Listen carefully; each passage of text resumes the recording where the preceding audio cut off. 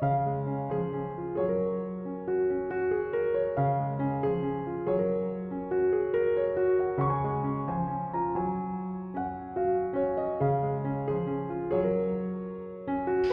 everyone, welcome back to the homestead. Please excuse my croaky voice, I am just getting over a cold. So we continue to have a lot of rain here on the homestead, but thankfully we are pressing forward with projects anyway.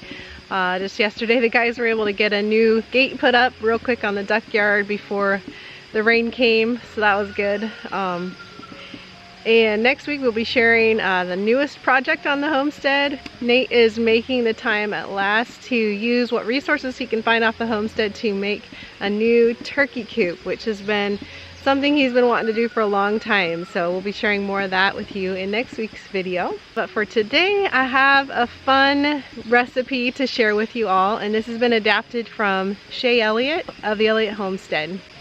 So this is actually a fried treat, and our family doesn't do a lot of fried food other than fried eggs because it can get really expensive. You often have to use a lot of oil when you fry foods, and so it's kind of a treat for us to be able to make this recipe. We also try to eat as healthy as we can, so you don't often think of donuts as being healthy, but I think of all the donuts I've made in my life, these probably are the most healthy you can make. So today's recipe is for ricotta donuts. What I used in this recipe this time was actually more like a homemade cottage cheese, and I do have a video on how I made that, so I will link that video for you.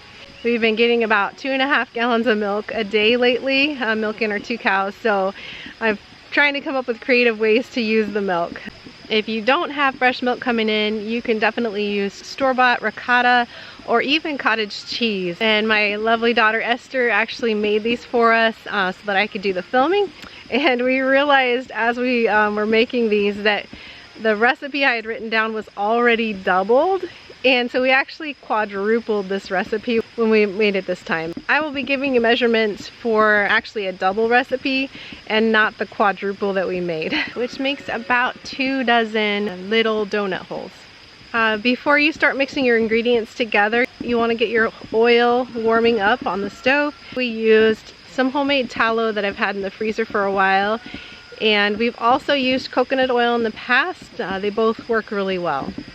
Our family is mostly gluten-free right now, so instead of using regular flour, we used a combination of almond flour and arrowroot. So first you mix the dry ingredients together. 1.5 cups of almond flour and 1/2 cup of arrowroot, 1/2 to 3/4 cup of sugar, and we used coconut sugar. That is already cutting the sugar down a bit, so you could do up to a whole cup of sugar if you really want them sweet, but we prefer things not quite as sweet as most recipes call for. Then to that you add 2 teaspoons of baking soda and 1/4 teaspoon of salt. Mix those dry ingredients together really well, and then come the wet ingredients. 2 eggs and 1.5 cups of your ricotta cheese or cottage cheese, whatever you're using.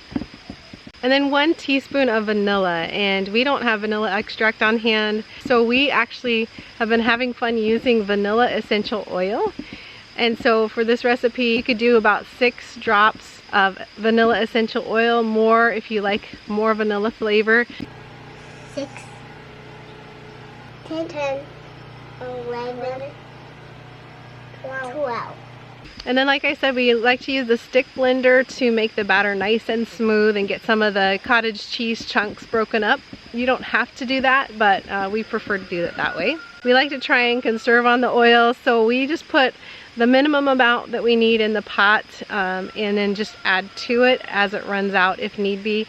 The goal is to have enough in your pot that your little donuts don't hit the bottom. They can stay kind of floating on the top of the oil. So at first Esther used just a spoon to kind of drop them into the hot oil to fry. But then we found out that our little cookie scooper or ice cream scooper works even better, and she filled that about halfway, and that was about the perfect size for dropping them into the oil to fry. Sometimes they will just flip over on their own as they're cooking, but sometimes you have to actually flip them over, and it is a little bit tricky to know when they're done. What Esther likes to do is when she feels like a batch is about done, she'll pull one out and let it cool for just a moment, and then use a couple forks to break it open to make sure the inside is cooked well. She doesn't really like gooey centers, so she does a really good job at making sure the donuts are cooked all the way through for us. And yesterday, for the first time, we tried to make a couple different flavors as well. We did some plain ones. We mixed some cacao powder in with part of the batter, and then we also mixed cinnamon in with part of the batter. And I think everyone liked the cinnamon ones the best. And for an added treat, we mixed a little bit of raw honey in with some sour cream and put a little dollop of that on top, and they were so delicious. So pretty much everyone was full of donuts, and we still weren't done making them. And so I was able to add a little bit of water to the last little bit of batter and just make it into pancakes. So this recipe works for pancakes as well. You just add a little extra water to it.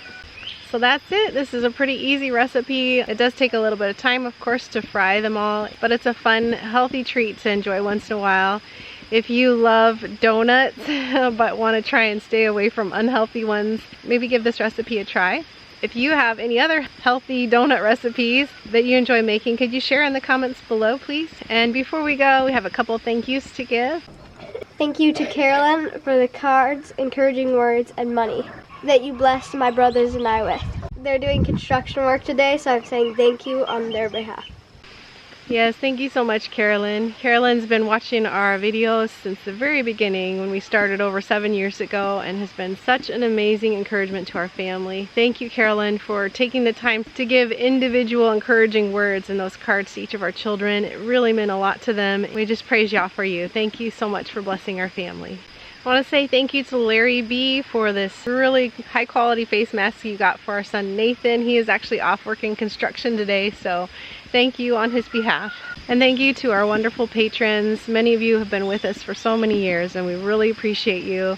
You all make these videos possible, so thank you. Until next time, we pray blessings over you and yours, and whatever you do, do it with your whole heart.